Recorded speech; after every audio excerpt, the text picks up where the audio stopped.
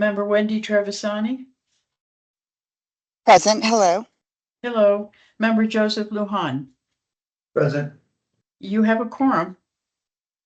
Thank you. I'd like to remind all those who are participating virtually, please keep your microphone on mute unless you're speaking, and all presenters in person and virtually, if you'll announce your names for the record as well. I'd also, before we go on to our next item, I'd like to welcome our new member. Thank you for joining us, and if you just take a little moment and tell us about yourself, that'd be wonderful. Thank you.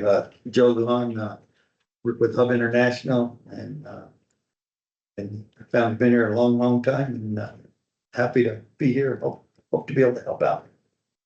Thank you for choosing to serve. You can be a part of a wonderful board, wonderful staff, and we've done some good things with State Board of Finance and look forward to that to continue with you on board. Thank you. Thank you. I'll go ahead and turn to item number 2, and that'll be approval agenda. Ashley, I'll yield to you. Yes, Mr. Chair and members, we do have one amendment to the agenda. It's for item number 27. The amount for the emergency request being requested by the Village of Columbus is listed at $350,000, but that has been updated to $366,000. Estimate was received, I believe, that was more accurate. That came in just right after the agenda was completed. So that amendment is being proposed. Thank you. Are there any questions from board members? Additional information from staff? Seeing none, just a reminder, all votes are done through roll call as we have participants virtually. And I'll go ahead and entertain a motion to approve the agenda. I'll move, Mr. Chair. We have a motion by Member Cassidy. Do we have a second? Second. I'll second. We have a second. Is that you, Member Trevisani? Yes, sir. Okay, thank you. So we have a motion and we have a second. If I can have the roll, please be called. Yes, Lieutenant Governor Morales. Yes, with the updated approaches to the agenda. Treasurer Montoya. Yes, as amended. Member Cassidy. Yes. Member Trevisani. Yes. Member Lujan. Yes. Motion passes. Thank you, and I'll entertain a motion for approval of minutes, July 16th, 2024, regular meeting. Chair, I would move approval of the minutes of the last meeting. We have a motion for approval. Do we have a second? I'll go ahead and second that. We can have the roll be called, please. Yes.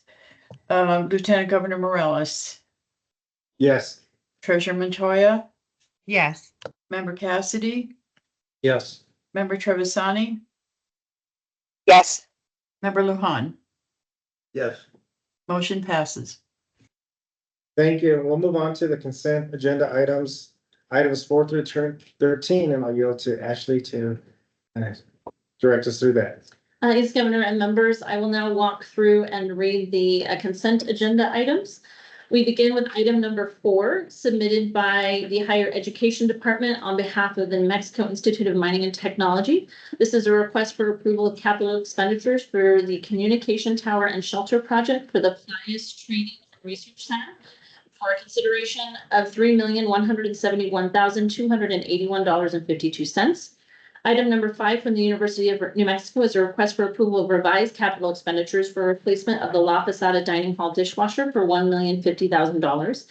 Item number 6 is the University of New Mexico request for approval of acquisition of real property located at 4419 through 4429 East Loman Avenue in Las Cruces for a total amount of $1,031,701.04. Item number 7 has been submitted by the Southern Sandoval County Arroyo Flood Control Authority. It is a request for approval of the sale of real property located at Unit 17 off Sonora Road in Rio Rancho to David Herrera for $41,000. Approval would be contingent upon the directors and council's receipt and review of a fully executed sales agreement, a fully revised and executed quitclaim deed, and a resolution from the governing body approving the sale. Item number 8 has been submitted by Rio Rancho Public Schools. This is a request for approval of the sale of real property located at 2100 Lionel Street in Rio Rancho to Westside Cumberland Presbyterian Church for $150,000. This request, if approved, would be contingent upon the directors and council's receipt and review of a fully executed sales agreement, a fully executed quitclaim deed, Evidence the Rio Rancho School Board delegated authority to execute the sale subject to State Board of Finance approval, and an amended appraisal indicating the State Board of Finance as an intended user. Item number 9 has been submitted by the Albuquerque-Bernalillo County Water Utility Authority. This is the request for approval of the sale of real property located at 2nd and Rio Bravo in Albuquerque to Yes Housing Incorporated for $5,230,000. If approved, approval would be contingent upon the directors and council's receipt and review of a fully executed sales agreement, a fully executed quitclaim deed, and evidence of approval of the governing body's resolution approving the sale.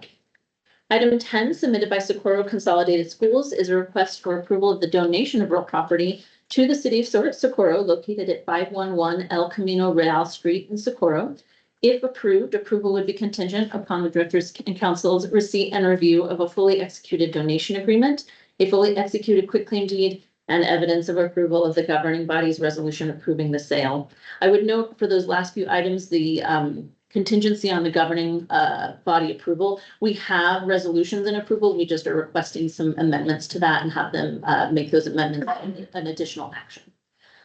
Item number 11, submitted by Los Alamos Public Schools, is a request for approval of the lease of real property located at 288 DQ Road in Los Alamos to Parker Construction for $60,800 per year.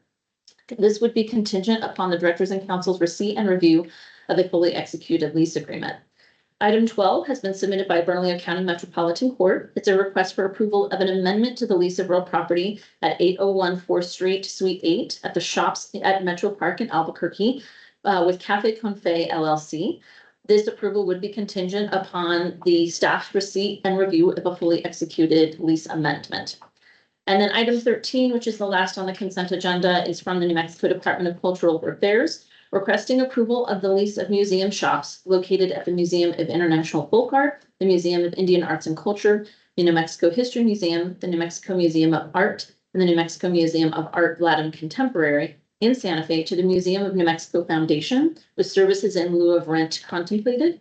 If approved, approval would be contingent upon staff's receipt and review of a fully executed lease agreement. And with that, Governor, I conclude. Thank you, Ashley. Are there any questions, comments from members of the board? Any additional information from staff? No, Mr. Chairman. I'll go ahead and request a motion for consent items, agenda items number 4 to 13. Governor, I move approval. There's a lot of important projects on this list. Thank you. I'll second the motion. Thank you. We have a motion from Member Cassidy, a second from Treasurer Montoya. We can have the roll please be called. Yes, Lieutenant Governor Morales, Yes. Treasurer Montoya, Yes. Member Cassidy, Yes. Member Trevisani, Yes. Member Lujan. Yeah, Motion passes. Thank you. On informational items, there's several items on here. We're gonna go through each of them individually. And I believe Ashley, you'll guide us through those, correct? Governor members, I will begin with item number 14 submitted by the General Services Department. This is the Capitol Buildings Repair Fund Financial Status Report for the month ended August 31st, 2024. The full information has been provided to the board in their packets, and this will be posted on the website. But for August, GSD has expended about $28.3 million out of a total of $36.6 million across 32 projects that are being funded out of the repair fund. Revenues exceeded expenditures by about $817,000 at the end of August, and the fund balance to date for fiscal year 25 was about $25.4 million. Thank you. Are there any questions on informational item number 14? Okay, we'll go on to number 15. Yes, this is item Governor and members also submitted from GSD. This is the Legislative Capital Projects Financial Status Report for August. Again, this report is looking at expenditures and activity for any capital appropriations that are provided to GSD. For August, there were a total of $149.4 million expended out of about $363.5 in appropriations that GSD is overseeing. Any questions on item number 15? Seeing no questions, we'll go on to item number 16. Before I do that, I'm going to yield to the treasurer, State Treasurer Montoya. I'll yield to you. Thank you, Lieutenant Governor. I wanted to take an opportunity to introduce our Deputy Treasurer. She's in the room with you all. Janice Barella, if she could please stand. She took the oath of office this last month and she has hit the ground running. For those of you who may have recognized her, she is the wife of former Senator Ted Barella. She's the former Deputy Treasurer of Torrance County, former County Treasurer, and former Deputy County Manager and County Manager. So she comes with a lot of experience that she has already helped the office with tremendously. And then you'll also see Vicki in there. Ms. Vicki is going to be presenting to you a little bit later in the agenda, but I wanted you all to put a name to a face, know that we're all here to help in any kind of way. And thank you for the opportunity for allowing me to introduce her. Thank you, Madam Treasurer, and welcome. And welcome to your new role. Look forward to seeing you every month here at State Board of Finance. Thank you. We'll go on to item number 16, the State Treasurer's Office Investment Report. Yes, Mr. Chair, and I won't go too much into this. There's a lot of information to cover. The executive summary in both the July and August State Treasurer's Investment Council books provides a very good overview, and I know that Ms. Hendricks will be discussing some of that in her quarterly report. But that has been provided in the board books. It is for 2 months since we didn't have an August meeting, and that will also be posted on the website following the meeting for the public to view. Thank you. Any questions for item number 16? Seeing none, we'll go on to item number 17. Yes, so item number 17 is the Housing New Mexico, also known as Mortgage Finance Authority Housing Trust Fund fourth quarter report for FY24. This relates to the earmark funds that are provided to the Mortgage Finance Authority. There is a thorough report in your board packets, but just to summarize, MFA has issued 100% of the total amount of funding provided to it through its earmark in fiscal year 24, which was $37.53 million. They've awarded 88% of that and expended 37% of it. I would note that those amounts since the third quarter report have increased. So the amount awarded increased from 65 to 88%. And then the amount that has been expended increased from 18 to 37%. So there is movement and progress on the expenditures and awards for that. Thank you. Any questions or comments from board members on that item?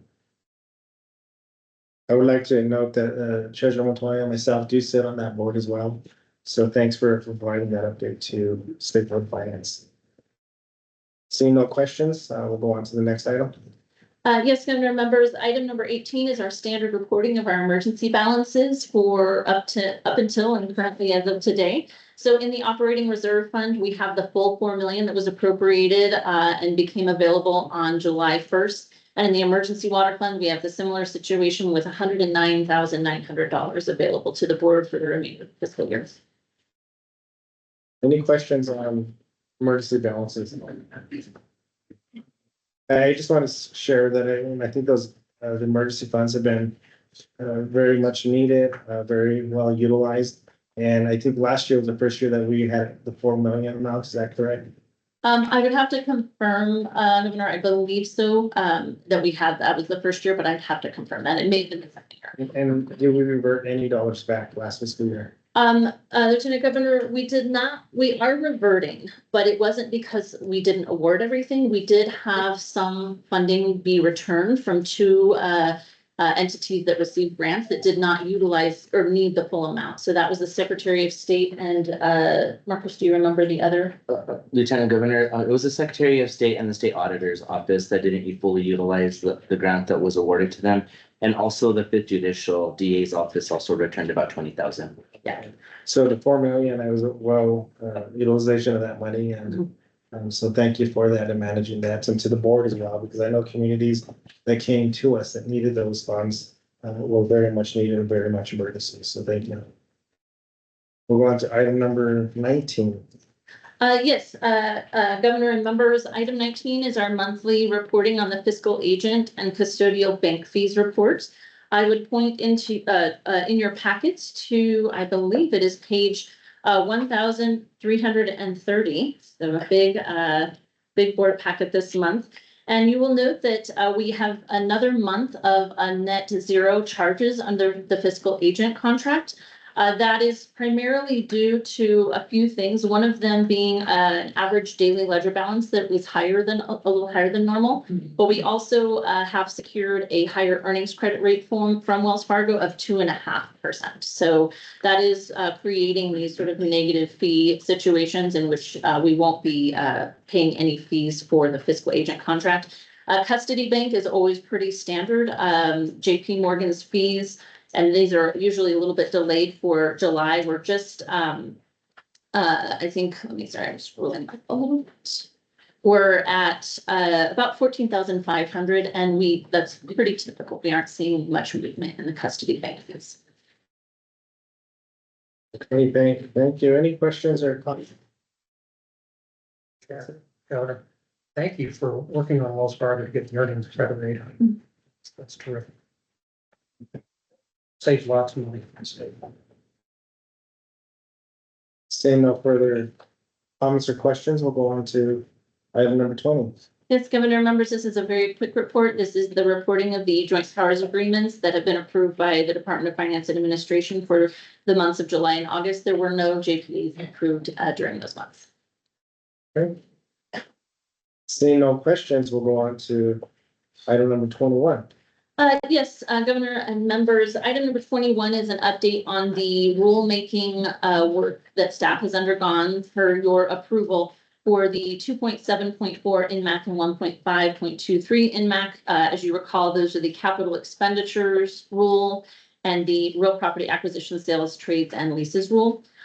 We did have a public hearing scheduled for September 4th, but we ended up rescheduling that. We had noticed through all the appropriate channels, but as we were preparing for that public hearing, we identified that I had not submitted the notice to the Legislative Council Service. And so, you know, out of an abundance of caution, we don't want any protest for that. We did decide to just postpone that, give an additional amount of time for comment, and to reschedule that public hearing for November 1st. Are there any questions? Seeing none, we'll go on to the next item. Yes, the last informational item, Governor and members, is an update on contingencies that the board had from the July meeting. If you recall, this contingencies that the board requested to be updated on related to the Children's Psychiatric Center campus upgrades at UNM. Staff did receive information from UNM on those the board's contingencies very timely following that meeting. I have shared those ahead of time with the board members, but the questions that were asked of UNM in which they have submitted information relate to several items. The first being the number of staff working at the Child Psychiatric Center currently. They have reported that is 213 FTEs. The average length of stay for this facility is 12.2 days. The number of children on the wait list, UNM stated that typically during the summer months, they don't actually have a wait list, so they do not have that at this time. During the academic year, it is not uncommon for the center to be at capacity with about 3 to 5 children being boarded within the hospital. The percentage of students graduating from UNM health programs that stay at UNM hospital to practice, UNM has reported that overall the percentage of graduates that work at UNM health is 26%, and the College of Nursing number is much higher at 52%. And then with some follow-up, I received some information from UNM on the number of UNM health program graduates that stay within the state. UNM is reporting that about 52% of the physicians that completed medical school and residency at UNM remain in the state to practice. 40% of the practicing physicians in New Mexico trained at UNM for medical school, residency, or both. 85% of the College of Nursing graduates remain in the state after graduation. 81% of pharmacists in New Mexico are trained at UNM. 75% of the College of Population Health graduates remain in the state after graduation. 88 to 92% of other health professions, such as dental hygiene, EMS, medical laboratory scientists, occupational therapists, physical therapists, physician's assistants, and radiological sciences remain in the state after graduation. And I believe I checked my notes, and that concluded or was the total of contingencies that the board placed on that item back in July. And thank you for following up with these. I know that we often have asked questions. There's contingencies that are in place, but then sometimes we don't know what happened afterwards. I think this is really helpful to give us that. Are there any other questions from board members? One comment, Governor. Yes, go ahead, Treasurer McClure. If you could please tell him thank you for following up and also for the tour. I took a tour of the hospital and it was very helpful to see physically what was going on there. There's a lot of activity. The one follow-up I would ask is the 26% overall percentage of graduates that stay there. Is that a standard in the nation or are we below or above it? Nursing being 52, I'm pretty sure that's a little bit above average, but if there's things that we can do to help to keep those doctors and medical folks in our state, that would be wonderful. We could partner with them. Thank you, and I believe Member Cassidy had a comment or question. Governor, thank you. The treasurer really said what I was going to say in terms of thanking UNM for responding and for staff for following up with this. I was impressed by the statistics. I too was concerned with the number of doctors that actually remain in the state. And I think because of a number of things that Lieutenant Governor and others work on, like with the military, the lack of medical care that's available to families and our military staff that resides here in the state of New Mexico. There's a number of things that need to be addressed, and they're tough issues for the state, like the Tort Claims Act, and I won't get into all of it, but very important issues. And thank the treasurer and others who asked those questions to have this information available. Let's see. Any further questions or comments? Lieutenant Governor, I just wanted to know, member Sanchez did just join the meeting. Okay. Welcome, Senator. Glad to have you with us. Good morning, everybody. We'll go on to, I believe that was the last item for informational items. We're gonna go on to State Treasurer's Office and Vicky. And Governor, this is also an informational item. I apologize, just for the one that I was reporting on, so thank you. Vicky, it's so good to see you, and Good to see you as well, Governor. I do miss your partners right around your shoulders that were there with us whenever we had the Zoom, making all the noise. We say hi. We do talk. My name is Vicky Hanges. I'm at the State Treasurer's Office, and I'm reporting for end of June 2024. So at the end of June, the State Treasurer's Office managed about 17 billion in assets. Fiscal year-to-date earnings were about 670 million. Mark to market on the portfolios increased by 109 million for a total of 778 million over the fiscal year ended 2024. And I wanted to make that comparison to the previous year. So the same time last year for the fiscal year ended June 30th, 2023, we had about 16.8 billion in assets. So we were pretty close to now. We had 440 million in earnings, and we had about 67 million in negative mark-to-market unrealized losses. And the total for the year was 372 million. So you can see that we more than doubled the total amount of earnings in the portfolios. We were coming off a huge increase in the Fed funds rate over the last couple of years, where we saw the Fed funds rate go from 0 to 5.25% to 5.5%. And now we are on the verge of interest rates going lower. We have a Fed meeting tomorrow. So we're anticipating that the federal funds rate will be cut by about 25 to 50 basis points. And that's been a huge debate over the last couple of weeks, is whether they're going to do 25 cut or whether they're going to do 50 basis points. So we're positioned for, we anticipate that it would be a 25 basis point cut, but it's really anyone's guess at this point. So anything I say today will be completely changed by tomorrow, I'm sure, with the Fed meeting. But the most important thing out of the Fed meeting we anticipate is the summary of economic projections, which come out, and the dot plot, which indicates where the Fed members think the Fed funds rate is going over the next several years. So over the last year or so, we have been pretty short duration of our benchmarks as interest rates have been going up. And we have taken advantage of that.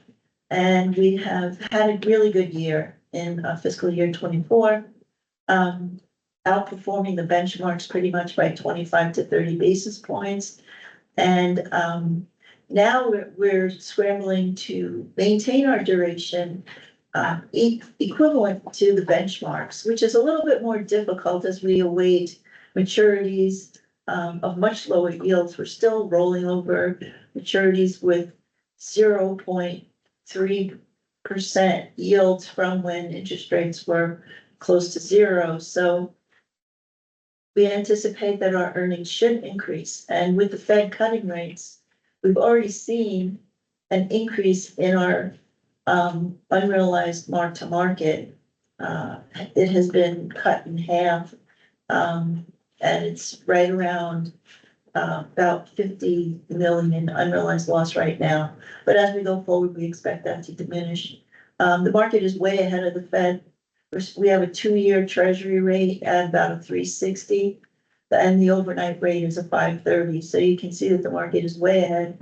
The last Fed projection was by the end of this year that the Fed funds rate would go down by 25 basis points. Meanwhile, the market is pricing in almost 125 basis points by the end of this year. So that's another hard decision to make, but we are rolling our maturities to maintain, to try to get to the duration of the benchmarks to keep up with it. And I think that's, I mean, we recently started at July 1st, we got our last fund of 250 million. We started our LGIP medium term fund, and SIC is the sole participant in that. And we're at 1 billion in their contributions. And that is a 0 to 3 year benchmark. So that accompanies our almost 2 billion in our short term LGIP. So yeah, we've been pretty busy now. And with that, I will stand for any questions. Thank you, Vicky. Before I yield to members, I'll yield to Treasurer Montoya if there's anything you want to add. Thank you very much. Vicky is very humble. Anna and Vicky have been doing an excellent job of managing a lot of cash flow. This is the most cash flow we've seen coming in and out that they have to factor into what they're doing on a day-to-day basis. For example, we had $2.1 billion come out for early childhood, another 1.2 recently for early childhood, just on that one alone. So it takes a huge team to be able to make sure we have the compliance on tact, we have the cash flow on tact, and then they're able to do their magic on the investment side.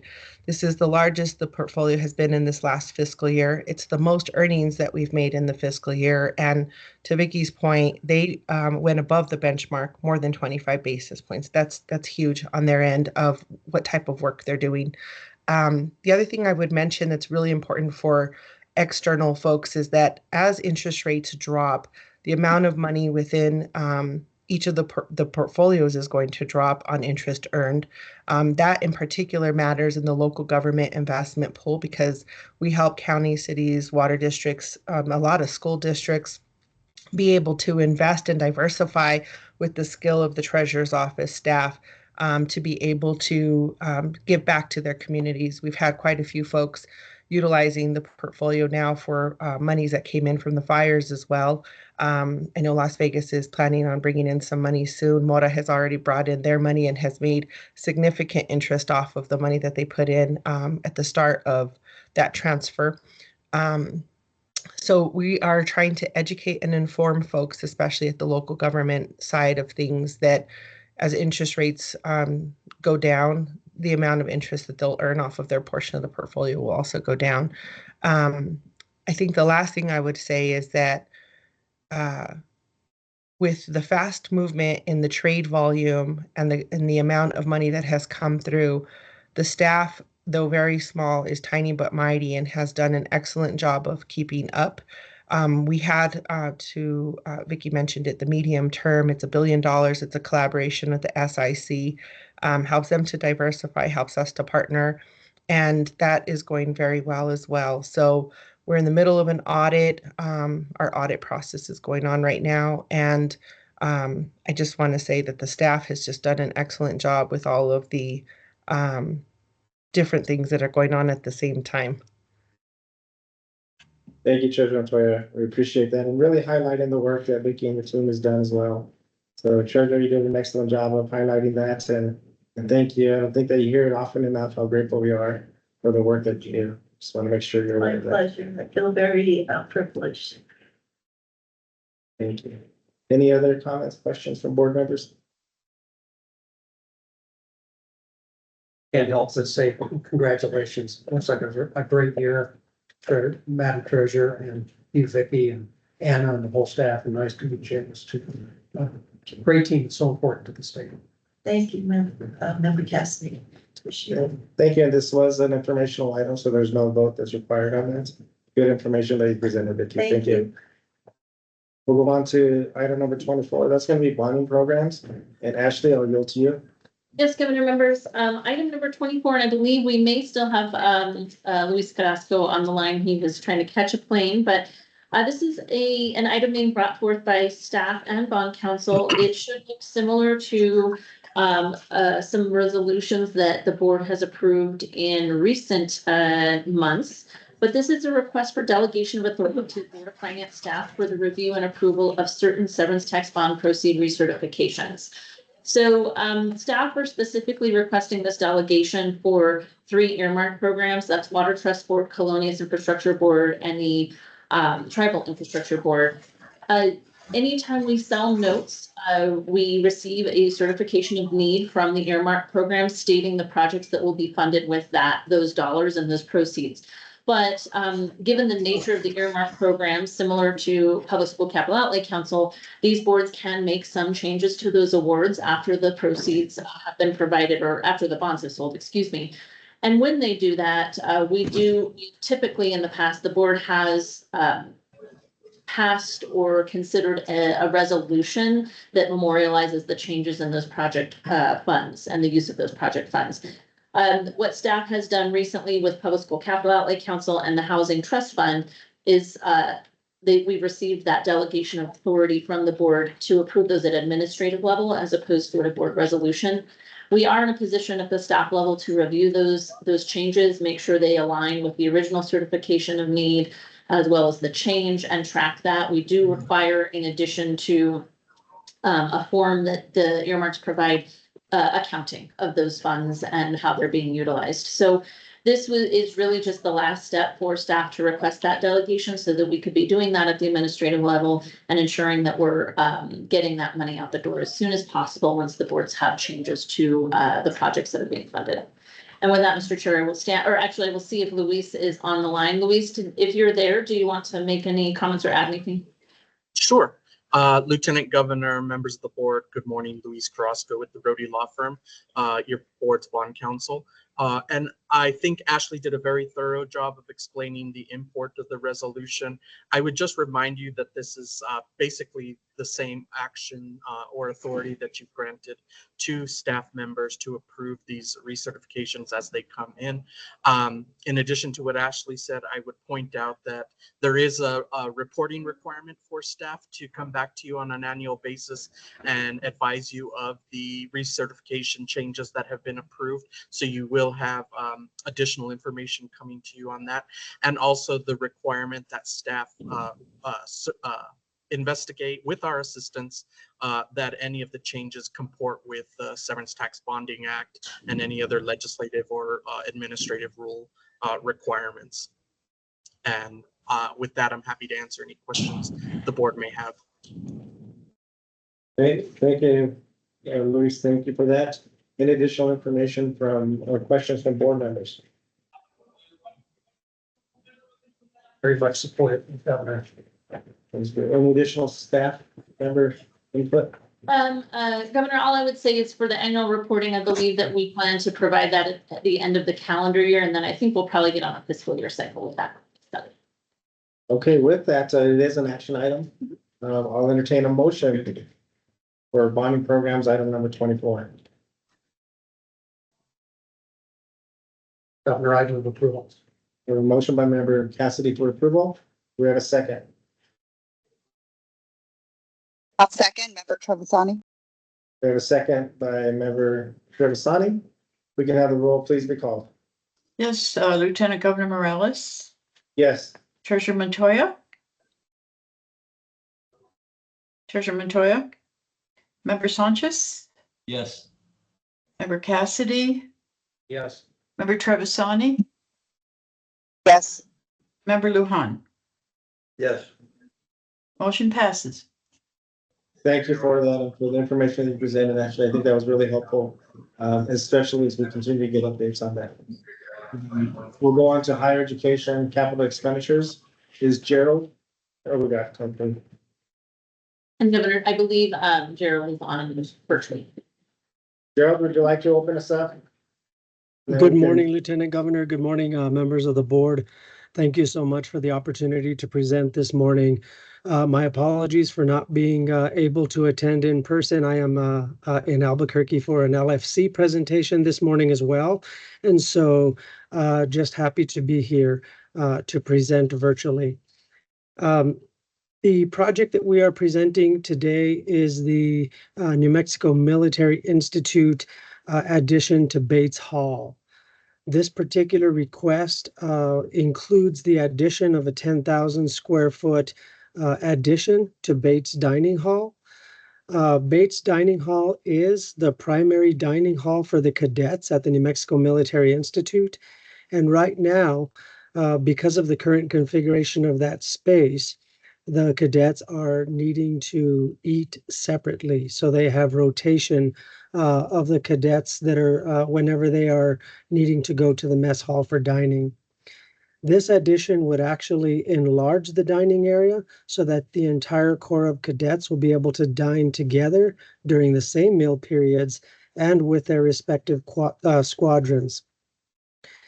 The secondary purpose for the expansion is to allow an opportunity for the Military Institute to be able to provide information to the entire Corps of Cadets at the same time.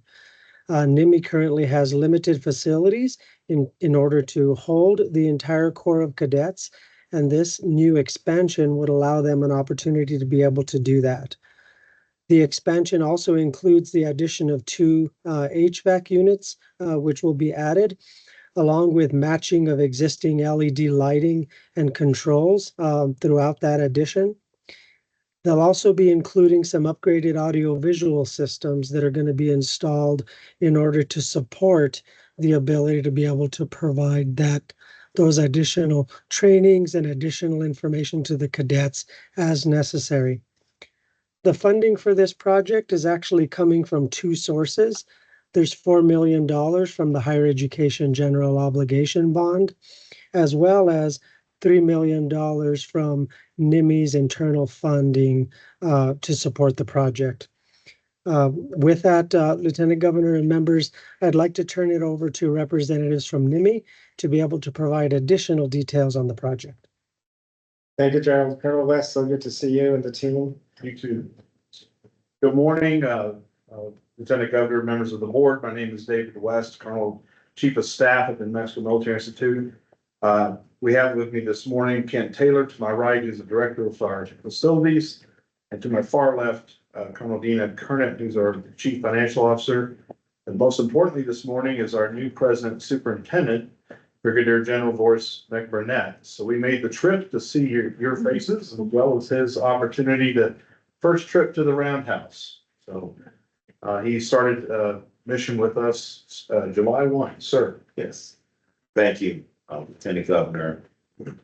I'm very happy to be here, and I've been going through all of the projects that we have that are working their way up to fruition. So these are very important as far as getting New Mexico Military Institute to continue its mission and duties as far as making our cadets the top students in the state, and also making them able to go on and be able to work at either different institutions or go on to be in the military school system as they go on from our school. So whether they're in our high school realm or in our junior college realm, we send significant amount of students to either get commissioned after leaving our school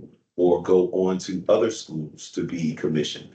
So this will help enhance our leadership capabilities in order to give the cadets the amount of exposure that they need to have with the entire Corps as they're going to be leading larger amounts of troops as they go on to leave our establishment.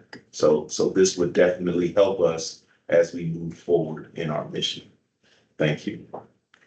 Thank you for that, welcome. Good to have you.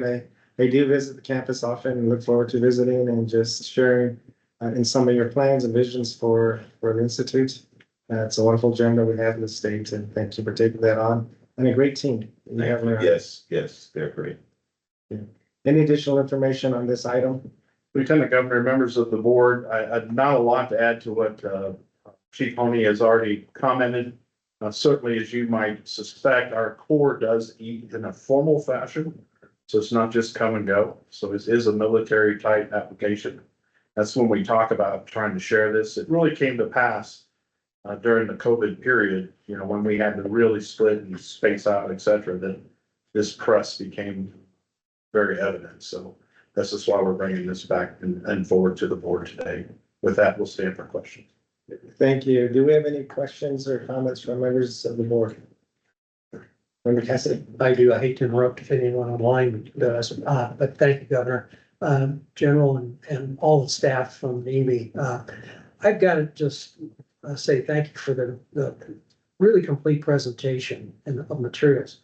And you work with logistics, right? In the military, you train your cadets to do the same. We actually have a construction bid in front of us. We don't see that often, so congratulations on it. It's nice to have a construction contract where you don't have to worry about, you know, once you actually take the final bid, what the cost is going to be and how you pay for it. So my hat's off. But I do have one question about the size of the student body as well as the capacity of the facility, and where are we with that? Is there need for additional facilities to meet the demand? And where are we with this institution? So right now, we are a little shy of 800 total students because we started a new initiative a couple of years ago where we have a middle school that we are running as well. So thank you for that question though, and I appreciate that because as we move forward, we have several different initiatives on the table to increase the amount of students we have at New Mexico Military Institute. And the total bed capacity at this point for on-campus living is a little shy of 1,000.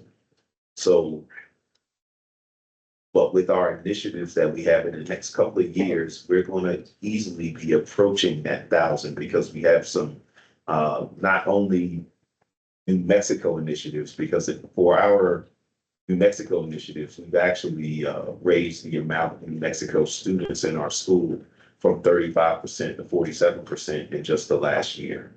So we also have some initiatives going with Brazil, and I've taken meetings with United Arab Emirates. I've taken meetings with I've received information. I haven't taken a meeting yet with Japan and some Korean entities. So our student body, as far as our international population right now, is at 21%.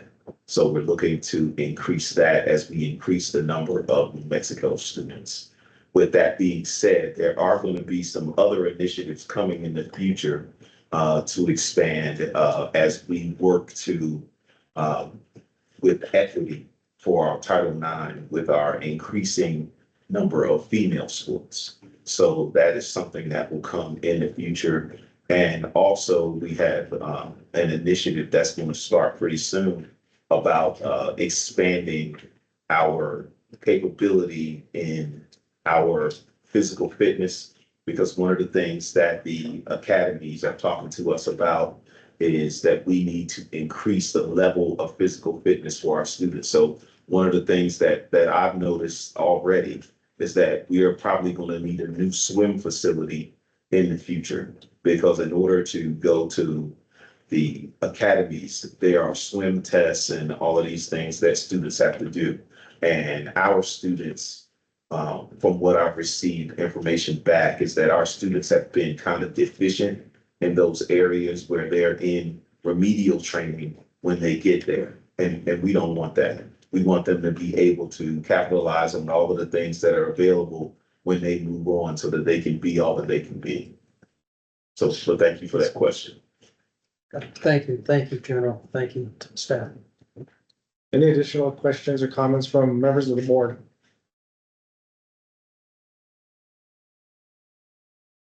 I don't have any additional questions. Do we have any additional items from staff? No. If there's nothing further to present, I'll go ahead and entertain a motion for item number 25, capital expenditure. So, we have a motion. Do we have a second? Second. We have a second. Can I have the roll please be called? Yes, Lieutenant Governor Morales, Yes. Treasurer Montoya. Treasurer Montoya. Member Sanchez, Yes. Member Cassidy, Yes. Member Trevisani, Yes. Member Luhan. Yes. Motion passes. Okay, thank you, and thank you for the presentation. And I hope that all of our fall sports are doing well. National Children's football team, our national ranked volleyball team, and all others. So I'll continue to follow that. Thanks for the work that you guys do, and look forward to taking another tour soon. Thank you, guys. Thank you, more. Appreciate it. Thank you, We'll go on Governor. Thank you, members. Thank you. We'll go on to emergency funding request. That's going to be item number 26, City of Jal. I believe we have, thanks so much, Weston, for coming in. Do we have anybody else who's joining you, or are you? I've got our consultant here in case of technical questions. Okay. All right. Always good to see you, Wes. Yes, sir. You too. Thank you to the governor and board. Appreciate your time and consideration on this emergency funding. The city of Jal, the population there has increased over 150% in the last 3 to 5 years. Mainly due to the oil field. We're right at the gates of it. We've got 2 4-way stops there on 128, and at times it'll take 45 minutes to get through those 2 intersections. Traffic's backed up about 3.5 miles long, and it's all big, heavy equipment. And with that increase in population and the amount of work that's going on down there, our call outs for our EMS has increased significantly. We do have that fully staffed though. With this new emergency facility, we wouldn't have to add any staff, but it will make things a lot more efficient and effective in being able to provide the best services that we can for those situations. We do have $3,220,000 secured. We've looked at other funding sources. We're kind of in a hurry to get this done with the increase in, every more we wait, the more that price increases. We do have that number locked in with the contractor for a couple more months. So we've met with the governor's office also, and what they had told us is if we could get this $500,000 secured, that the other $1 million would be funded through the governor's office. So. Thank you. Ashley, did you have any additional information? Governor, members, I believe that City Manager Hooper gave a good overview. We do have a resolution in the board packets to have this as a grant. We did check with Manager Hooper on whether it could be a loan. They did provide a schedule of their outstanding debt payments, which I was calculating to be about $556,000 a year that they're paying in other loans. So I appreciate the information on that. We did ask a lot of other questions, which the city did provide responses to that have been included in the board packets. I did check with DFA staff on the governor's request. I don't have a lot more information on that. It sounds like City Manager Hooper has a little bit more than I did on that additional funding. So I think I can definitely fill in some additional information as the board may have some questions. We certainly have a lot of information from the city for this. Thank you, Ashton. We've got about $70 million in projects right now. As you can imagine, with that kind of increase in population, like our wastewater treatment plant, that's about a $26 million project. We had to upgrade it because the old one wasn't able to take on the increase in the population. We've got a huge transmission line coming from our well field into town that we had. It'll be a brand new transmission line. So we've got big projects going on that are funded either by grant, loan, and city funding. And Governor also mentioned that we did check on the construction bids, because I know one of the big concerns was whether the bid that was received, I think in December of 2023, was still good. And it sounds like the contractor is willing to hold the bid until November. So I think the estimate that is being utilized right now to inform this funding request will be good until then, which is the $4.5 million. Any questions from board members? Governor, I think my questions have been answered. You mentioned the one thing I wasn't aware of was the $1 million from DFA, right? So this is really, you're trying to figure out how to gap fund the difference due to increased cost. Yes. And it sounds like you've secured that and that the construction bid, looking back to Ashley, is firm. So I believe so. About unfunded. I believe so, Governor, and Mr. Cassidy. Again, when I checked with DFA staff, they stated that they had looked at the request of funding, but I don't think they were aware of whether it had been approved or not. I think they may have thought that it hadn't been approved, but again, I would defer to the city manager on additional information he may have. Right. So the remaining $1 million would be coming directly from the governor's offices, but when we met with them, that's what they told us.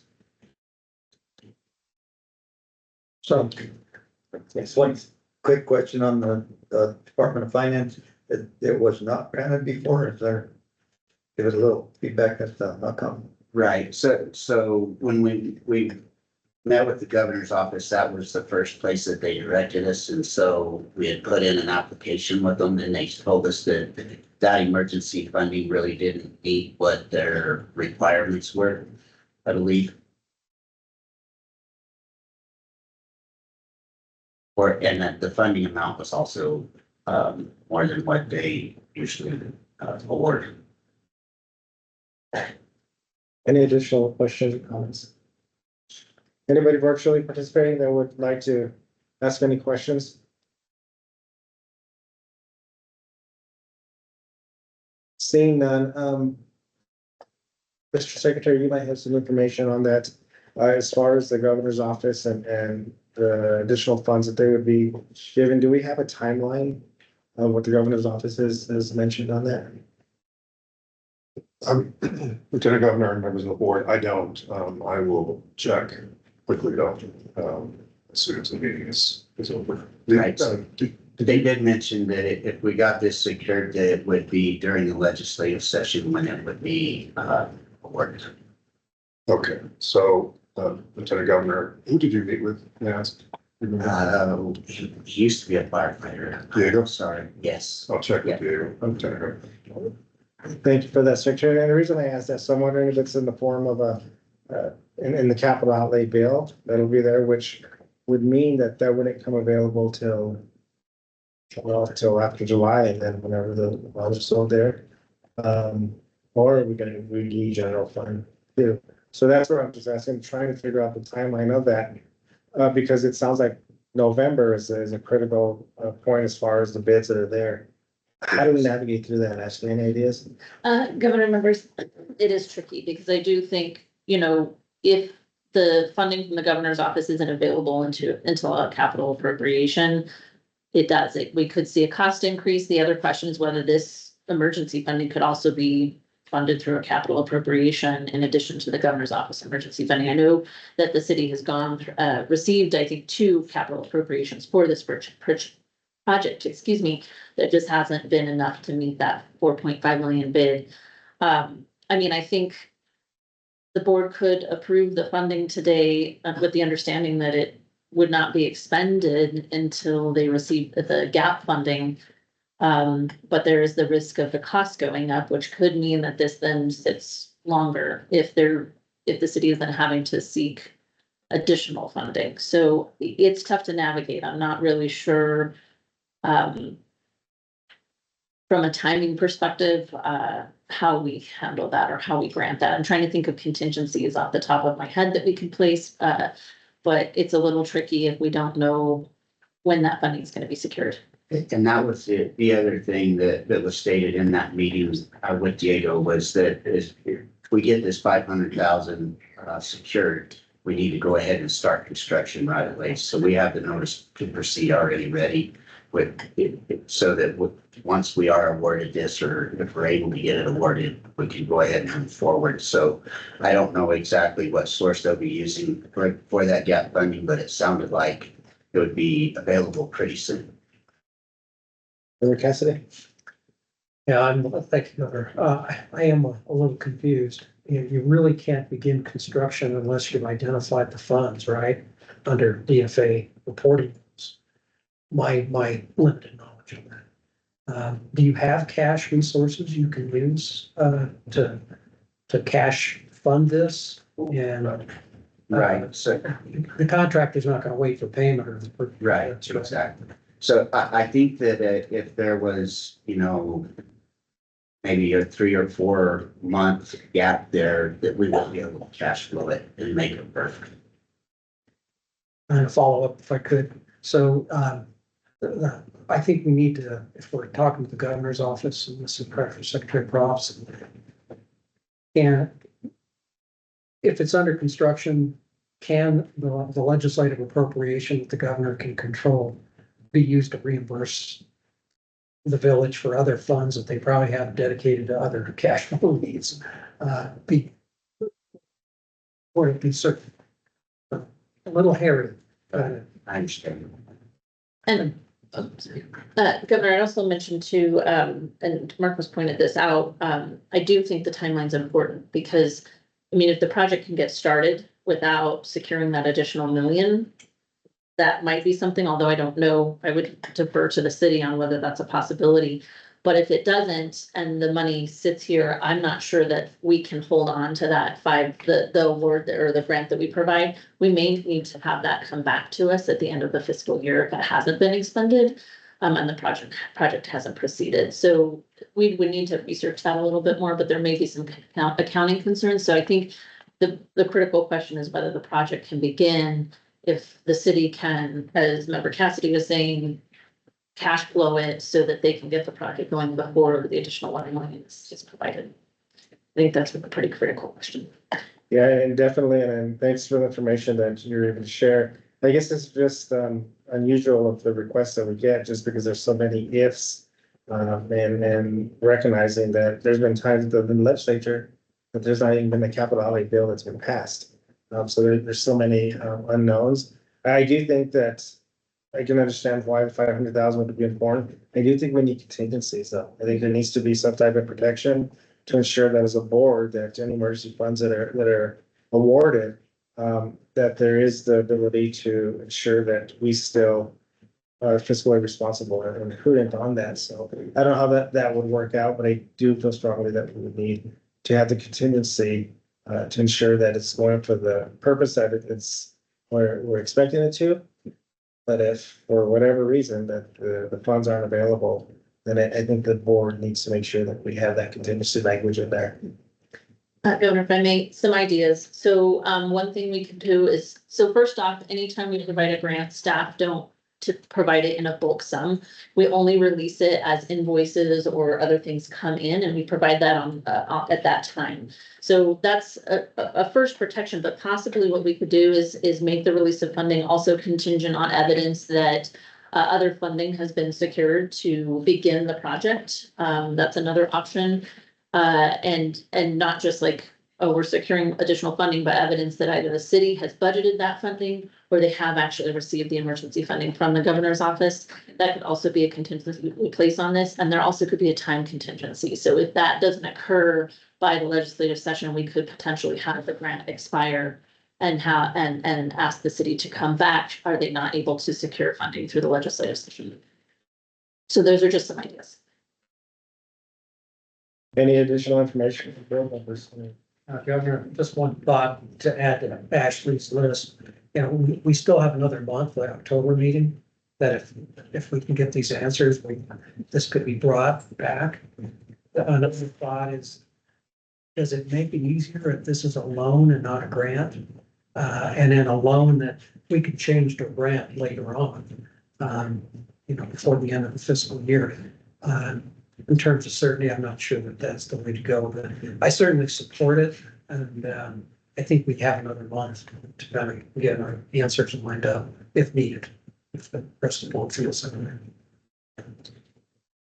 Lieutenant Governor and the board, would you like for me to try to get a meeting set up with Diego and get those answers from him as far as how they're looking at funding it in the timeframe?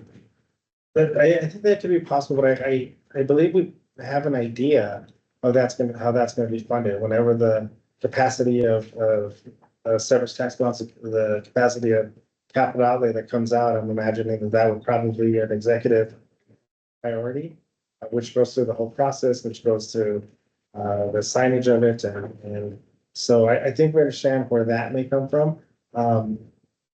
I was thinking at first when you had mentioned that there was $1 million commitment, that maybe there was another fund that was emergency fund that they would be using, but it doesn't sound like that's it. So it has to go through the whole process there.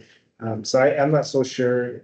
I think that's what you would get in the meeting is just the confirmation that there's going to be a legislative priority request during the 2026 session, which puts us still back in the same position that, you know, we're expending these funds or we're awarding these funds without the guarantee that it will be there. We have done loans in the past, or we've been able to convert those into grants as well. That might be the route that we go. The other thing is that I do think from a timeline perspective, if we had a chance to clear up some of the questions we had before the October meeting, would that be possible if we pass it in November and October, that the November timeline would still be, we'd be able to meet that timeline? Governor, just to make sure I'm understanding, so yeah, we could consider, if we pass it today, it certainly would meet that November timeline. I think we could, again, the contingency could be the money is only available if we determine that there's additional funding and that it would be received prior to the legislative session. It doesn't sound like that's the case. The other option is we could consider it in October, it would still need that funding, but I may not be understanding your question. No, I mean, I was just wondering if we do pass it in October, whether it's through a loan, converted to a grant, or we just pass it in October as emergency funding. Yeah. Would we still meet the November timeline to ensure that we don't, the price doesn't change in that way? I think if we got the answers from the governor's office and had those in place, then we could, with the funding that we have available right now, we could go ahead and get that construction started. And then work on the process of putting the rest of it together. Maybe kind of, and maybe take the project and phase it, right? So that we get phase 1, 2, and 3. We've got the funding for say 3, and we need the other $1.5 million for the final phase.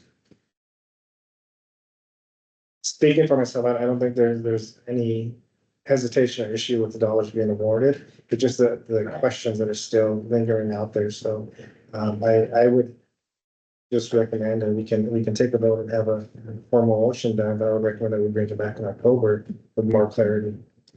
Yes, and Governor, just to state, I apologize for not having more information from the governor's office prior to this. As we were reviewing, it was my understanding that the funding had not been awarded, but then it's not, with additional information from the city that it is pending. I didn't investigate that a little bit more before today, or didn't have a chance to, but we certainly can do that before an October meeting. Or that's probably my fault. I got you the answers a little late. Sorry. No. Do we have a motion from members of the board? Governor, if I would move that I'm looking to Ashley and our council, to defer this, or how do we do this so we can bring it back?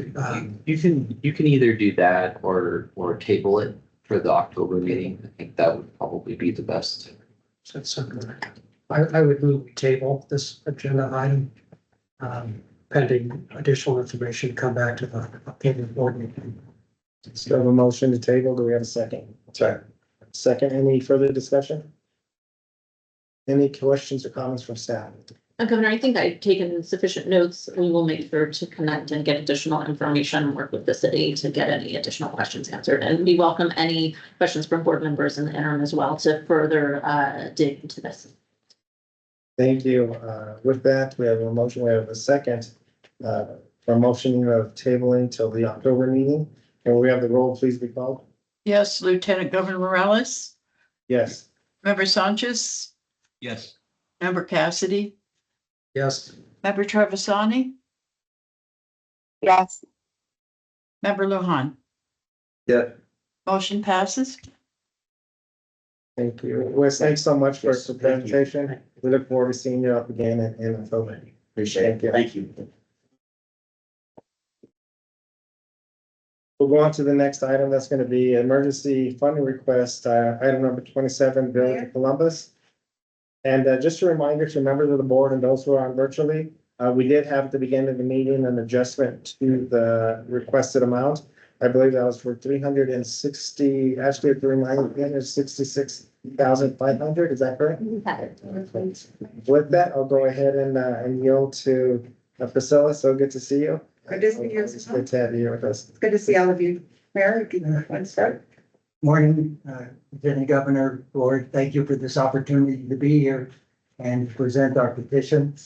I would like to just give just a brief, little history of the village of Columbus. Right, does everybody know where the village of Columbus is on the border with Mexico? I was fortunate enough to be elected mayor in 2014. In the village of Columbus, was mayor from 2014 to 2018. And when I came in, we had almost no money in the bank and about 30 findings. When I left, I ran for re-election and lost. When I left, we had about 4 findings and $1 million in the bank. I ran again. I got the opportunity to run again and the community elected me and so I came in January of this year, back to 30 findings and very little money in the bank. And so we're climbing out of a hole. That being said, I want to say that the village of Columbus is going to be a shining star in the state of New Mexico. We have a wonderful team. We have wonderful consultants. We have the Priscilla with the Council of Governments. We are New Mexico's only 24-hour port of entry. We're one of the 2 commercial ports of entry, and we think that we have a bright future to grow commerce and trade with Mexico. And so we take that opportunity very seriously. We're again climbing out of a hole. Lots of things when I came in we're behind on. We're infrastructure. We're behind on. We're now out of compliance with our wastewater plant, And so we're coming to you asking for this money to get some aerators and bring up our wastewater plant, so we're back in compliance with the state of New Mexico Environmental Department. So, good morning. I'm Priscilla Lucetto, and I'm the director of the Southwest New Mexico Council of Governments. I cover Catherine, Grant, Hidalgo, and Luna. I've been doing this for a very long time. And Honorable Lieutenant Governor, I have to come all the way to Santa Fe to see you. And we live in the same community. So I want to welcome the new board member, Lujan. Welcome. It's a pleasure to meet you. And I had the privilege of working with all these individuals and just very fortunate and privileged to work with all of you. So it's an opportunity. You have amazing staff. I gotta say that they're true champions and they really do care and big hearts in the work that they do for our community. So thank you, both incorporated and incorporated. So thank you for your outstanding leadership. So I want to just talk a little bit about the economic development part of it and what we've been dealing with the Village of Columbus. And then I'm going to turn it over to Patricia, who really is the subject matter expert in regards to what's happening with the waste water operations in the Village of Columbus. But what I want to tell you about is that they do have two wastewater lagoons. One, it belongs to the Village of Columbus, and the other one also belongs to the Village of Columbus, but it services the port of entry. So what's important to note is that's critical infrastructure to the port of entry, right? And so there was a $16.5 million allocation back in 2014 that actually constructed a new port of entry that actually brings in about 262,000 pedestrians per year through that port of entry.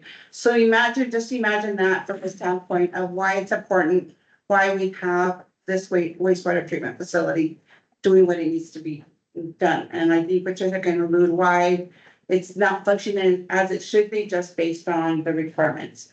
It's also important to note that there's 300 staff people within that industrial park that services the port of entry that are from the federal government and that are federal government employees. So I wanted to acknowledge that. The other piece that I think is critically important is that the Village of Columbus is really moving forward in really enhancing the housing opportunities for that area as it continues to grow in many different aspects of creating economic opportunities, not only for the Village of Columbus, but also for Luna County and for the state of New Mexico. So those are things we have to remember. The other piece is in my early years of working with the Village of Columbus, they did acquire a USDA a grant and loan component to be able to do the actual Village of Columbus wastewater treatment plant. And if you're familiar with that funding source, anytime you acquire funding from USDA, you're required to incur a 40-year loan for that. So I can tell you, I've almost been here with the COG 40 years, and they still are incurring that loan. They've also have taken advantage of a number of other funding programs that require that they incur debt of 10%. So they have taken advantage of every opportunity they have, that they can. And at this point, they are pretty much maxed out on their debt and trying to do all of the improvements they can to foster those opportunities, not only for their community, but for the economic opportunities of the village. And I do see a lot of future opportunity, as mentioned. I think as the 24-hour port of entry, we're seeing so many things happening already, especially around the renewable energy field. And I'll just leave it at that. I'll let Patricia talk about what is really happening from that aspect, and then I'll be happy to answer any questions in reference to the project. Thank you, Priscilla. Thank you, Lieutenant Governor and members of the board. My name is Patricia Bolliger. I lead the water wastewater group at Stantec, so global engineering architecture firm, and I run the water wastewater group for New Mexico. So what's happening at the wastewater treatment plant here is that the aerators are aged and they're no longer operating at their intended capacity. So they really do need to be replaced in order for there to be a quality discharge. So right now they're out of compliance with their discharge permit. And in order to be back into compliance, these aerators are crucial. So we need new aerators, 11 aerators at these two facilities in order for there to be a good discharge. There are additional improvements that can be made, but those should really be planned out. We know in the immediate future, these aerators do need to be replaced. Thank you for that. Mayor, do you have any additional information? No, sir. Stand for question. Thank you. Thanks for the presentation. I'll open it up to members of the board if you have any questions.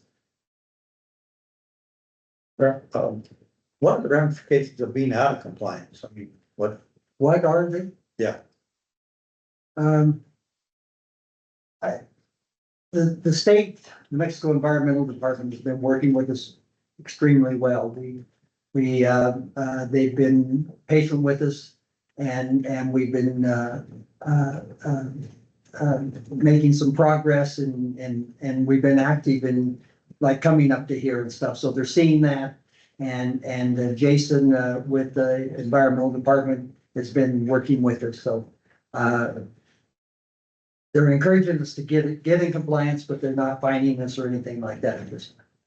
If I may, I can add to that. So there could be fines. The state could come in and take over as well. And one of the big things is that there's an effluent that's discharged from these facilities that has to meet a certain quality. If it's not, and that effluent is discharged to the basins that they have, you're essentially risking contamination of groundwater. It is really the big risk, and that's why the requirements are there in the first place. Thank you. Member Cassidy? Yes, thank you, Governor. I just want to say, Mayor, thank you for your leadership. It's obviously, you love your community. And to Priscilla for all the things you do for your communities in your region and have for so many years. If we approve this, what is the construction timeline? When will you be back in compliance? And then the final question is, what's going on in Columbus International Industrial Park? You alluded to a lot of activity. Is that building out? I'll let the truth. Just real quick, I'd like to understand what's going on. If I could speak to the timeframe for construction, we think, so there are some lead times for equipment these days that are sometimes hard to foresee. They can be a little variable, but we think a construction timeframe of 6 months or less. And a follow-up on that, if I could, Governor. And so you have all the money in place to do this with subject to this 366,000. Yes. Thank you.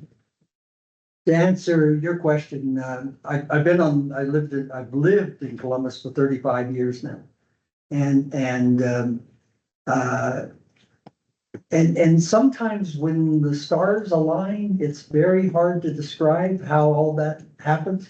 But never in my time there have I seen the stars align like they are right now.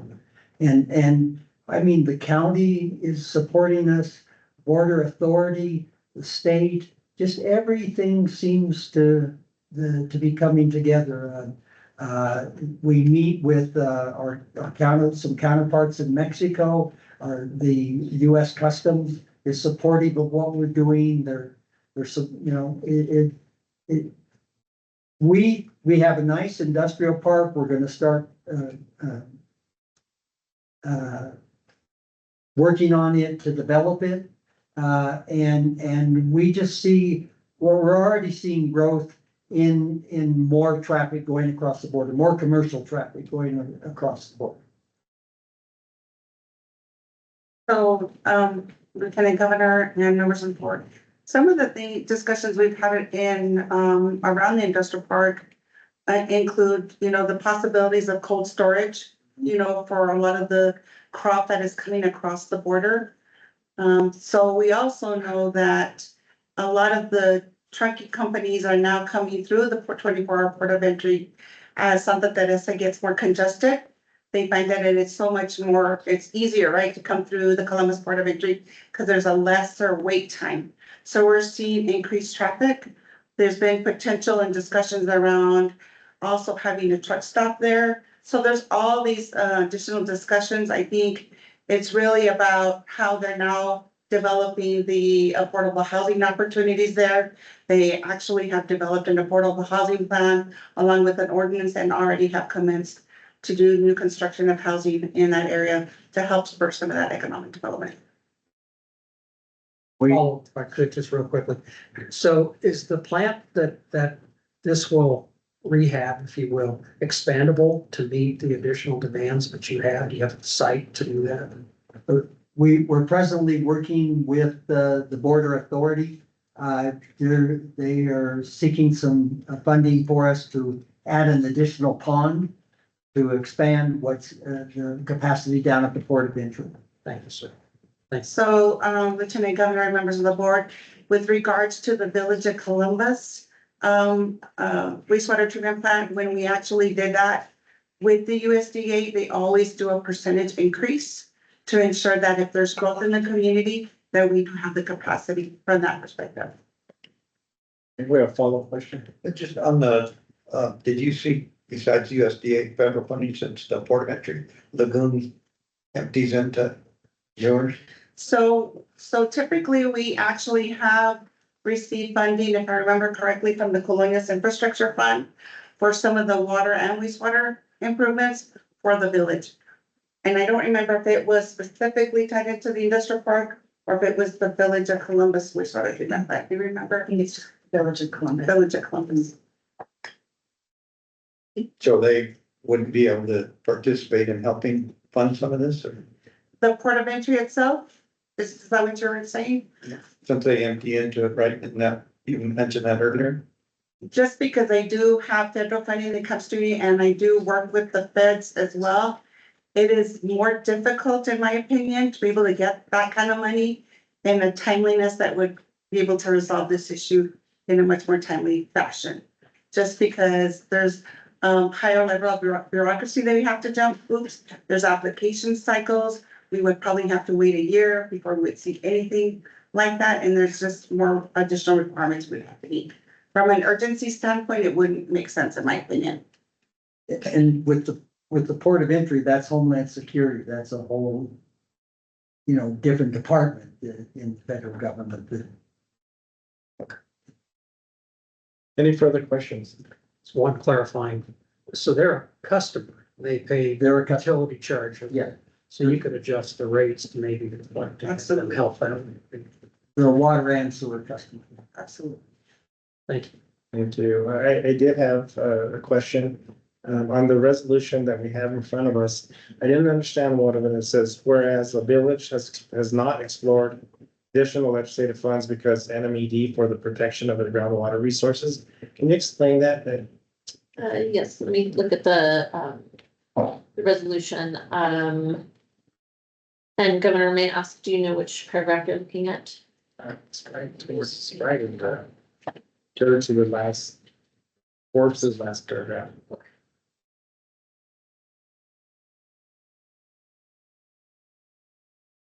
I would blame, do you have apologies, I'll check with council who drafted it. I think it may be an incomplete sentence.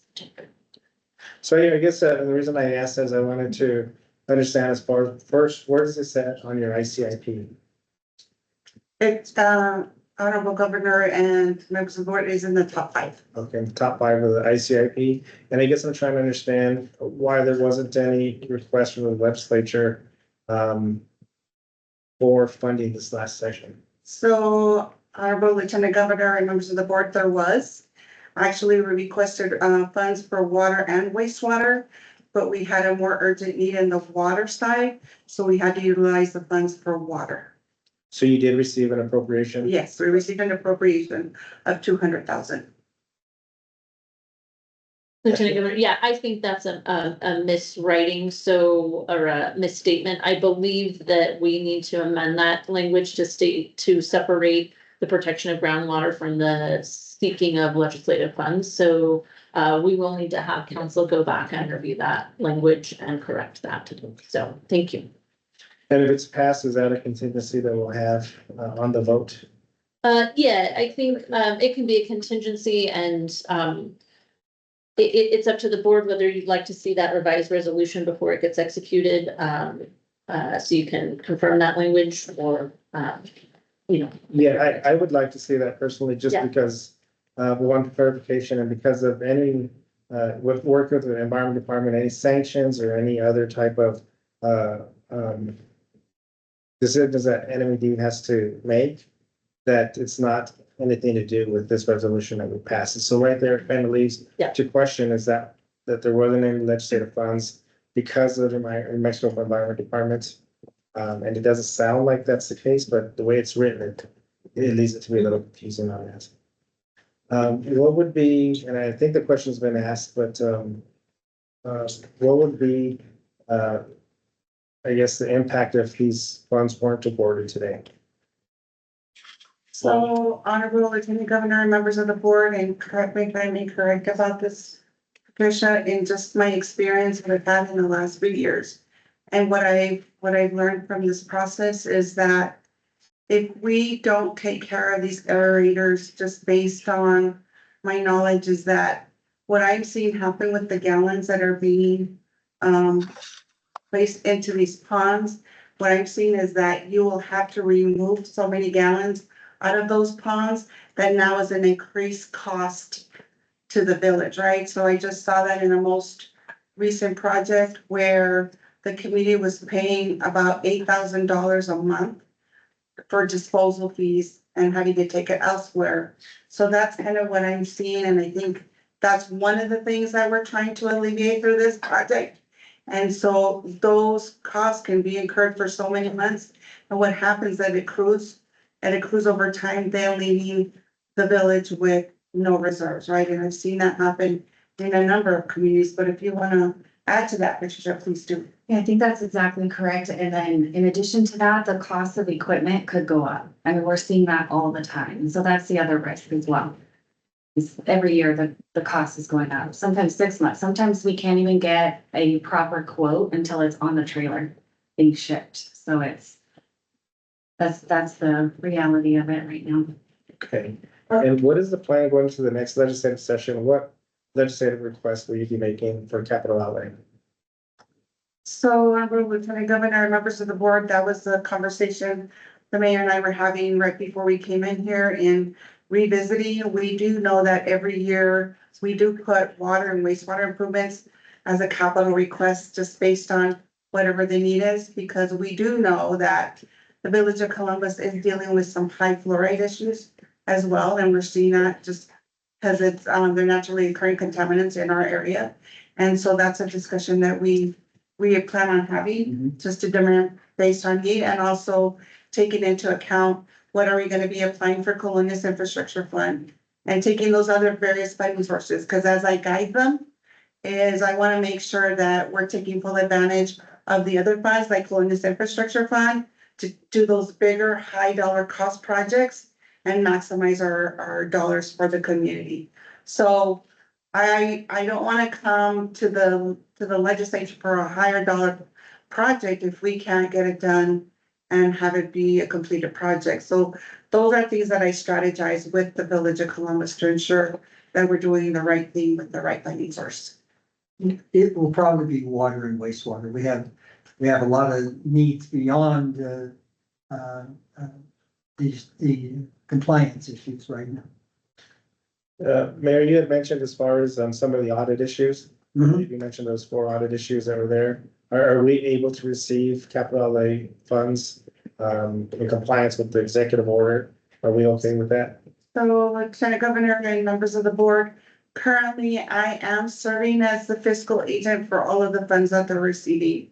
Whether it's capital outlay, Colonias, Water Trust Board, I am their fiscal agent for all those receiving all those funds currently.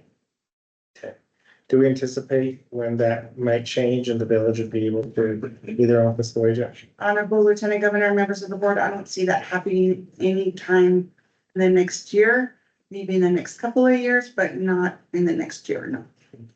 And I don't mean to get away from the point of the emergency request, but I think it's something that as a board that we review, because this is the same thing that many of the small communities are experiencing.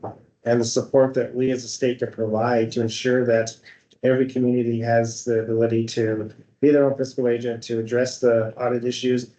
So it's not solely on Columbus. We must hear this every single month, some of these concerns. So any suggestions you have of what us as a state can do to help, especially with these smaller communities, we have a lot of turnover, we have a lot of issues in dealing with those audits.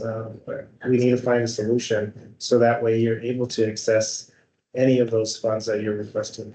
So Honorable Lieutenant Governor and members of the board, and I'll just add to that if I may, just from the experiences that I'm having in the Southwest region currently. Number one, I consider myself a pretty accountable person, and I'm struggling getting my audit done, and I've never had that experience in my 38 years until now.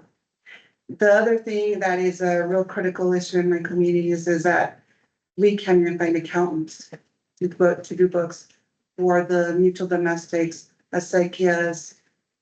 So that's a challenge. Some of them are commuting 2 hours to get an accountant. And the challenge is that they're trying to get, even if we have money, right, to help the mutual domestics with auditors, just getting somebody to respond to the state auditor's request for auditors. I think finally in the second round, they were able to get somebody to respond to those audits. So the reality is we have some of these special districts that are behind 7 to 10 years of audits. That's the reality. So thank you for that acknowledgement. I really appreciate you really trying to understand what's really happening in the libraries. Mayor? Governor and board. We're going through our audit for this year right now.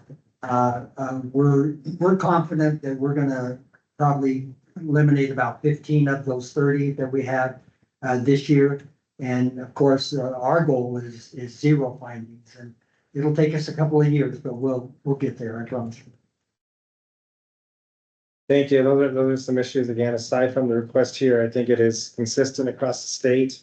And it worries me that a perfect storm could be brewing with so many billions of dollars going out in projects, and yet communities not being able to address those issues as you're dealing with it. You know, I would like to have further discussion on that, or how we can address that. With that being said, Ashley, would you want to give us some revised language? I do, Governor. So we went back to the application and identified where the drafting occurred. So we are proposing that language be replaced, Lieutenant Governor, with language of the following. The village cannot await legislative funds due to the urgency to protect the groundwater resources and the risk of incurring additional costs to remove the water and sludge. Thank you. Thank you for identifying that. That's much better. Any further questions or comments from members of the board? Any additional information, Ashley? Marcos? I just have to thank the mayor and Priscilla for putting a packet together and getting the information so quickly to us. We had quite a few questions and they're so easy to work with. So I just want to point that out. Thank you. Thank you. With that, I'll go ahead and entertain a motion with the updated language on the resolution that Ashley had mentioned. Do we have a motion? Governor, I would move approval of the emergency request from the Village of Columbus. We have a motion for approval. Do we have a second? This is Michael Sanchez. I would second the motion. We have a second by Senator Sanchez. We can have the roll, please be called. Yes, Lieutenant Governor Morales, Yes. Member Sanchez, Yes. Member Cassidy, Yes. Member Trevisani, Yes. Member Lujan. Yes. Motion passes. Thank you for that, Mayor. Thank you for the presentation. Thank you. Thank you. Lieutenant Governor and the board and staff, thank you for your continued support and for your trust in me. Thank you so much. Thank you. We're gonna go on to the next item. I believe the last item on the calendar, that's private activity bonds. Item number 28. Ashley, if we do have a quorum, if I'm able to step out, so we do have another meeting I need to get to. Yes, Governor, I believe we have the senator online as well as Member Trevisani. We should just confirm that Member Trevisani can still hear us and participate. I know she is traveling. I do hear you. Thank you very much. And I probably have about 10 more minutes of availability. Thank you. So with that, we will have a quorum for about 10 more minutes. Okay, that sounds good. And I'm gonna step out. I'm gonna hand it over to Member Cassidy to run the meeting. But before I do, I just want to wish a very happy birthday, who celebrated his birthday yesterday, Marcos. Happy birthday, and thanks for all you being with the State Board of Finance. Thank you, Lieutenant Governor. I appreciate it. Turn it over to you. That's it. Thank you, Lieutenant Governor. Welcome. This is agenda item number 29, and it's a request for approval of private activity volume cap allocation for Cresta Ranch Apartments project located at 4585 Highway 14 in Santa Fe, and $60 million. So please introduce yourself, whoever's taking the lead, introduce your team, and thank you for being here. Well, thank you, members of the board, Mr. Cassidy. My name is Leandro Cordova. I'm the Deputy County Manager for Santa Fe County. So I'm going to go ahead and do some introductions. To my left, I have Ben Taylor, Vice President of Development for Lincoln Avenue, along with Campbell Embersall, who's an associate at Lincoln Avenue. To my right, I have the County Manager, Greg Schaefer. To his right, Peter Franklin, Module Spurgeon Lockroom, and we also have our Community Development Director, Paul Olson in back, and our County Attorney, Jeff Young, online. So with those introductions, I will quickly kind of jump into why we're here today, and then I'll allow the County Manager to make a couple other comments, and then the reason I introduced everyone, they're the big guns for the big questions, so they'll be answering the questions as they come. So, by the way, welcome to all of you. We're all familiar, except these two over here. Great to see you. Good to see you. So we're here today to present Cresta Ridge Apartments LLP with a request of up $60 million for private activity bonds volume cap allocation. And I'll just do a quick background on the site. Subject site is an approximately 17 acres lot situated between Highway 14 and I-25, just north of the Santa Fe Brewery, which is 10 acres being proposed as a multifamily affordable housing development. The working site plan contains 10 buildings, each with 24 units, with roughly 39% of the total site reserved for open space. The affordable housing development will serve residents with incomes ranging from 30% to 80% of the area median income, with an average set aside of 60% AMI. The unit mix will consist of 2 and 3 bedroom apartments with several community amenities and common spaces for residents. The applicant has 3,313 units currently under construction across 10 states and 18 projects. I just wanted to mention that. Before we get into the ability to ask questions, just wanted to mention this is one of a few projects Santa Fe County is working with either private developers on or we're partners in ourselves. We have a big, strong commitment to affordable housing within Santa Fe County and the city. As most of you are probably residents or working in Santa Fe know, affordable housing is essential to us being able to continue to move forward and provide those services to our workforce. And so this is one of those projects. We also want to thank the governor's office for supporting our affordable housing and our housing authority. At the end of last fiscal year, we were able to spend $1.5 million that were allocated to us to do upgrades and improvements to stock within our housing authority. So just wanted to say those things to demonstrate the true commitment Santa Fe County has to affordable housing. And this time, like I said, we have members of the development crew, we have members from the county, and we stand for any questions. I think there's a 121-page packet. Thank you, staff, for working with us. So there might be a few details in there. Great. Thank you, Mr. Cordova. Any other team members you want to have them present? Thank you, members of the board, Member Cassidy. The only things that I would really highlight are relative to the site itself and how it fits within Santa Fe County's sustainable growth management principles. We do have managed growth within Santa Fe County. We want to see high density growth happen where there is the infrastructure to support it. This location, this development is a key example of that. It is sited next to major transportation infrastructure, not only New Mexico 14, I-25, but it's near the Rail Runner station as well. It is on an established city on-demand bus route and will also be served by area trails that will allow residents to move into town walking or using their bikes. Also be served by public water and public wastewater, and will be within very close distance to a 24-hour manned fire station providing EMS service as well as fire service, as well as being close to our sheriff's office. So long story short, we try to have growth to happen where we have the infrastructure and the resources to support it. And this certainly is an example of that. And as we look at the dawning challenge of trying to add what we estimate is needed to be about 17,000 units of housing stock to address the affordable housing crisis within Santa Fe County, as well as our municipalities. We need multifamily development to do that. And while it is affordable housing, as the numbers indicate, it's not cheap housing and it's not substandard housing. It's a significant investment so that we are providing through our development partners quality product for the working men and women who want to make their homes here in Santa Fe. Thank you. Thank you, Mr. Schaefer. Mr. Franklin. Just here to answer questions about the bond request. Thank you for being here. Gentlemen? I think Leandro nailed the project overview where obviously. You might introduce yourself just for the record. Campbell Evershold, Lincoln Avenue Communities. Leandro nailed the project overview, but we're happy to answer any follow-up questions on specific details. Anything, sir? Nope. Okay. Well, thank you for your presentation. I'm gonna go to fellow board members. Any questions, comments? Looking online. I just a question for me.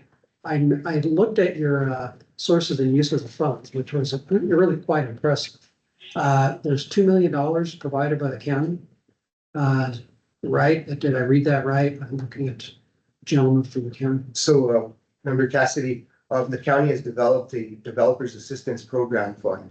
And so we have opened that up as a competitive process, and Lincoln has submitted an application to us.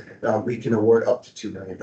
We have not completed the award at this time. However, we just completed the process, and we are going to be reviewing those and moving forward. There most likely will be some type of award. I can't give you that exact amount as of today. All right, and thank you. Then the Housing Trust Fund, significant amount of money there. So all these funding gaps seem to be coming together. Otherwise, how would you do this? And it's, again, it just brings up the challenge that I know the governor and lieutenant governor are trying to address, providing additional resources to meet so developers can develop housing, right? And land can be made available. Any other questions from board members? Going to staff. Mr. Chairman, not at this time. I would just like to thank the county and the Lincoln folks. We've been talking with them for quite some time on this project, and it's exciting to see this presented in front of the board. It's been extremely easy to work with the developer. I know this is the first project that they'll be doing in New Mexico. So hats off to them for getting us a clean packet and providing everything that we asked for. Thank you, Marcus. Thank you, staff. I think we're ready for a vote. Do we have a motion on this agenda item? I would so move, Mr. Chairman. This is Michael Sanchez. Thank you, Mr. Sanchez, Senator Sanchez. And sounds like you do have a pretty bad cold there. Hope you're doing well. We miss you being here. Thank you. I will second the motion and turn it to Judith. Staff, anything else before we go? Please. Judith? Yes. Please call. Yes, Member Sanchez, Yes. Member Cassidy, Yes. Member Trevisani, Yes. Member Lujan. Yes. Motion passes. Thank you, Judith. And thank you for being here. Thank you for doing this. Thank you very much. All right, staff, anything else for the good of the day? Mr. Chair, I'm sure I'm forgetting something, but not off the top of my head. So. Thank you. Thank you for all the great work you always do to support these tough agendas. A lot of stuff on this agenda. And Lujan, welcome. Thank you. Thank you. So we will, do I have a motion to adjourn? We have a motion to adjourn. Do I need a second? I don't think I need a second. We're adjourned. Thank you very much. Thank you. Thank you.